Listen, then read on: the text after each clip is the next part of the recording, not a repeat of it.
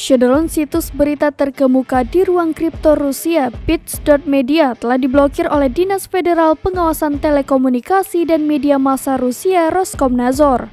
Situs berita tersebut kini tidak dapat diakses oleh sebagian besar pembacanya di Rusia. Pemblokiran tersebut dilakukan berdasarkan putusan Pengadilan Distrik Volsky di kota Saratov dalam gugatan yang diprakasai oleh kantor kejaksaan setempat pada 31 Maret lalu. Hakim mengabulkan permintaan jaksa pada 24 April setelah pertimbangan kasus tersebut tanpa kehadiran pemilik situs Bits.media. Menurut keputusan yang diterbitkan pengadilan, terdapat 5 URL yang menjadi sasaran pemblokiran karena diduga mengandung informasi yang bertujuan untuk mempromosikan kejahatan di bidang legalisasi atau pencucian hasil kejahatan.